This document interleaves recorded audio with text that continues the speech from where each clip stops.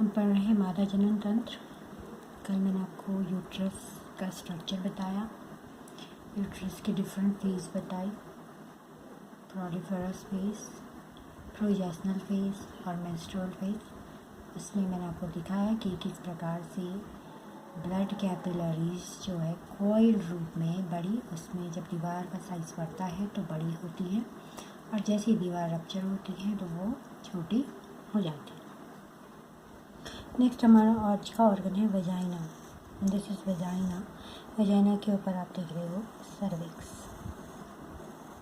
ठीक है। सर्विक्स यानी ग्रीवा नर्व मैंने आपको बताया था, इसके दो ऑस होते हैं, ओरिफिस इंटरनल और एक्सटर्नल। अब हम बात करेंगे वेजाइना, जिसको हम योनि भी कह देते हैं। तो वेजाइना एक लचीली पेशी नली है, यानी एक फ्लेक्सिबल संरचना है जो सिकुड़ती और फैलती रहती है। यह स्त्रित घनाकार एपिथेलियम से घिरी संरचना है। इसके अंदर कौन सी एपिथेलियम होती है? स्त्रित यानी कई लेयर वाली घनाकार एपिथेलियम होती है और इसमें ग्रंथि नहीं पाई जाती है। आपको याद रखना, इसमें ग्रंथि नहीं पाई जाती है। इसकी लंबाई 7.5 से 10 सेंटीमीटर तक होती है और ये बाहर अल्वा के द्वारा बाहर ये खुलता है,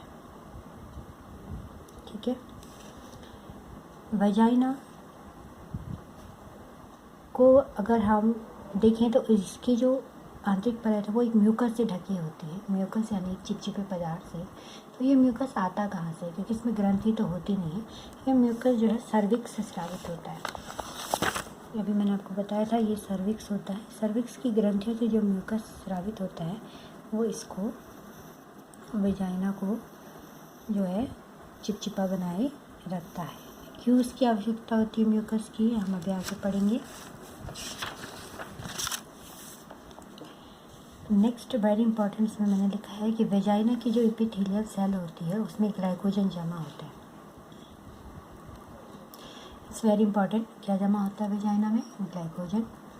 और वेजाइना जो होता है स्त्री का एक ओपन पार्ट है, ठीक है। तो जितने भी शरीर के ओपन पार्ट होते हैं, जैसे हमारा माउथ है, हमारा माउथ भी खुला पार्ट है, ठीक है। हमारे मुंह में क्या होता है? लार आता रहता है और लार में एंटी बैक्टीरियल एंजाइम पाए जाते हैं जो बैक्टीरिया को मारते हैं। हमारी नाक भी क्या है? ओपन है। तो नाक में प्रोटेक्शन के लिए क्या है? हेयर्स होते हैं और म्यूकस इसमें बनता रहता है। कान है, ओपन है, तो कान के अंदर सेबेसियस ग्रंथि द्वारा स्रावित सिबम होता है, ये बैक्टीरिया को फंसा देता है, ठीक है।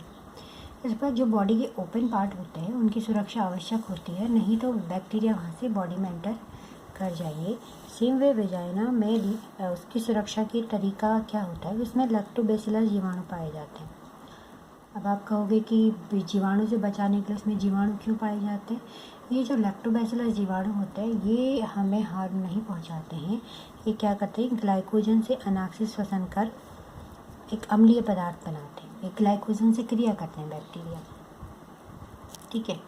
तो जो बैक्टीरिया होती है ऑक्सीजन की एब्सेंट में होती है, इसलिए अनाक्सिस श्वसन द्वारा ये एक क्रिया करते हैं और एक एसिडिक पदार्थ बनाते हैं और ये एसिडिक पदार्थ जो म्यूकस की लेयर होती है उसके ऊपर आ जाता है।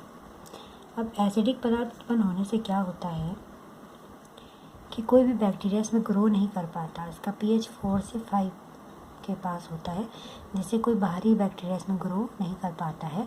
तो वेजाइना जो है हमारा संक्रमण से बच जाता है। वेजाइना संक्रमण से बचेगा तो वेजाइना के अंदर छोड़ी क्षेत्र में जो भाग है हमारा यूट्रस है, सर्विक्स है, वो बचा रहता है। अदरवाइज़ क्या होगा कि वेजाइना में इन्फेक्शन होगा, बैक्टीरियल इन्फेक्शन ऊपर जा सकता है और हमारे यूट्रस को ये डिस्ट्रॉय कर सकता है। अगर यूट्रस डिस्ट्रॉय हो जाएगा तो इसकी गर्भ धारण करने की क्षमता नष्ट हो जाएगी। तो सुरक्षा के लिए क्या करते हैं? इस वेजाइना की सेल्स में ग्लाइकोजन जमा होता है और यहाँ पे बैक्टीरिया होता है लैक्टोबैसिलस, ये सी क्रिया करके एसिडिक एनवायरनमेंट यहाँ पे बना देते हैं, जिससे अन्य बैक्टीरिया पर उत्पन्न नहीं हो पाते। वेजाइना का कार्य क्या होता है? वेजाइना बेटा जब कॉपुलेशन होता है, संतान जनन करने के लिए, तो वेजाइना जो आपने मैंने मेल में आपको बताया था वीर्य उसको ग्रहण करने का कार्य करता है। दूसरा, जब किसी महिला की प्रेगनेंसी हो जाती है और बच्चा पूर्ण विकसित हो जाता है तो यही बर्थनाल के रूप में कार्य करता है और शरीर से बच्चे को बाहर लाने का कार्य करता है। तो ये वेजाइना के बारे में मैंने आपको बताया। नेक्स्ट हमारा जो नेक्स्ट है वो है मादा बाह्य जननांग। तो बाह्य जननांग में सबसे पहले मॉन्स प्यूबिस होता है। ये बाहरी उभरा भाग होता है, ठीक है, जो वस्योतक से भरा होता त्वचा द्वारा घिरा ये भाग होता है। उसके बाद होता है हमारा लेबिया मेजोरा। लेबिया मेजोरा जो है उत्तकों का बना एक मांसल भाग है जो मॉन्स प्यूबिस से नीचे की ओर बढ़ता हुआ वेजाइना की ओपनिंग को घेरता है। वेजाइना जहाँ पे खुलती है वहाँ तक ये पहुँचता है और कहाँ से उत्पन्न होता है, मॉन्स प्यूबिस से। तो ये बिल्कुल एक उत्तकों का बना मांसल भाग होता है। नेक्स्ट है लेबिया माइनोरा।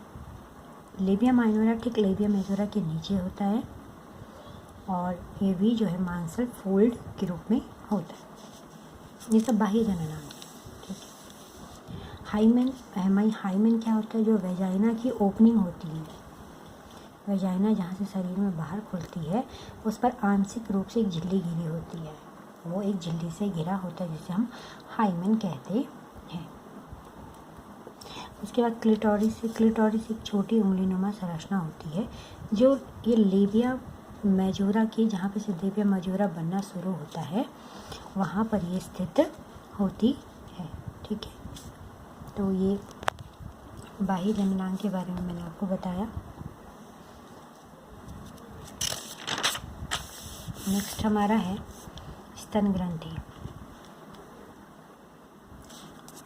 क्योंकि आप जानते हो बिना स्तन ग्रंथियों के हमारा जनन तंत्र अधूरा है। हमारा जनन तंत्र का उद्देश्य ही शिशु को उत्पन्न करना और उसका पोषण करना है,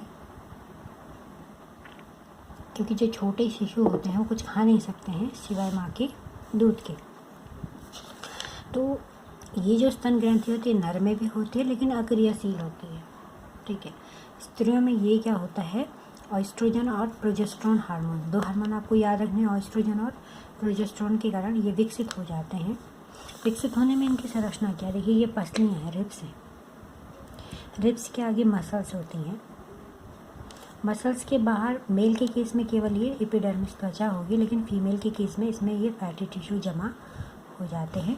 और ये आप देख रहे हो ये मैमेरी एल्वुलस हैं, इनमें मिल्क का प्रोडक्शन होता है।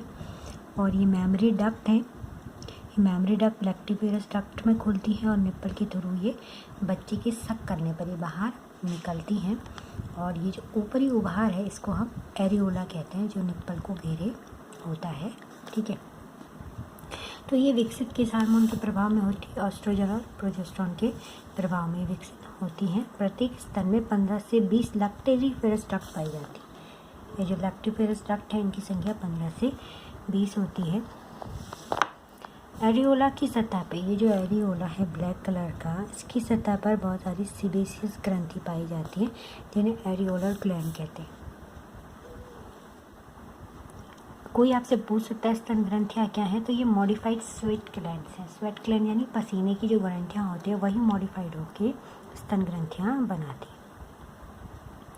अब स्तन ग्रंथियों में देखिए, स्तन ग्रंथियाँ जो विकसित होती हैं वो ऑएस्ट्रोजन और प्रोजेस्टेरोन के प्रभाव में होती हैं। और स्तन ग्रंथियों से जो मिल्क का सिक्रीशन होता है, ठीक है, और सिक्रीशन जो उसमें होता है वो कैसे होता है, ठीक है। आपको पता है इसमें मिल्क का सिक्रीशन और इजेक्शन होता है। इजेक्शन मतलब बाहर निकलना। तो यहाँ पे आपको दो हार्मोन और याद रखने हैं पीछे विकसित होने में, ऑएस्ट्रोजन या एस्ट्रोजन भी आप उसको बोल सकते हैं। यहाँ पे जो दो हार्मोन हैं वो हैं आपके मिल्क प्रोडक्शन में प्रोलैक्टिन हार्मोन। तो किसके प्रभाव में दूध बनता है, प्रोलैक्टिन हार्मोन। ये हमारे मस्तिष्क से स्रावित होता है बच्चे के जन्म के बाद। और शरीर से बाहर वो मिल्क कैसे निकलता है, ऑक्सीटोसिन हार्मोन्स के प्रभाव में। आपको ये हार्मोन्स याद रखने हैं। प्रोलैक्टिन हार्मोन्स जो मिल्क को प्रोडक्ट करता है, उसका उत्पादन करता है फीमेल में बच्चे होने के बाद या जितने भी स्तनधारी आपने देखे होंगे, गाय है, आपका काऊ है, बफेलो है, शीप है, कैट है, डॉग है, ये सब बच्चों को दूध पिलाते हैं। इन सब में प्रोलैक्टिन हार्मोन्स जो है इस काम को करता है। ये बेबी के बॉन्डिंग के कारण होता है। जैसे ही बच्चा जो है बच्चे के प्रति जो माँ का स्नेह होता है, उस स्नेह से हमारे मस्तिष्क से, फीमेल के मस्तिष्क से प्रोलैक्टिन हार्मोन स्रावित होना स्टार्ट हो जाता है।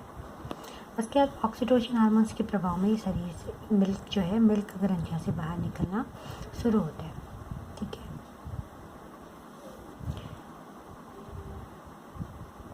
ये क्रिया लैक्टेशन भी कहलाती है। आपसे पूछ ले लैक्टेशन क्या है? लैक्टेशन क्या है? स्तन ग्रंथियों में दूध का सिक्रीशन व इजेक्शन, ये लैक्टेशन है। ह्यूमन मिल्क में आयरन कम होता है, लेकिन इसमें केसिन प्रोटीन, कौन सी प्रोटीन होती है? केसिन, लैक्टोज शुगर, वसा, सोडियम, पोटेशियम, फॉस्फेट व विटामिन पर्याप्त मात्रा में होते हैं ताकि बच्चे का पोषण हो सके। ठीक है, तो आज मैंने आपको स्त्री जनन तंत्र के सभी इम्पोर्टेंट अंगों के बारे में पढ़ाया है और कल से मैं गैमेटोजेनेसिस इसमें स्टार्ट करूँगी। आज के लिए इतना ही। Thank you.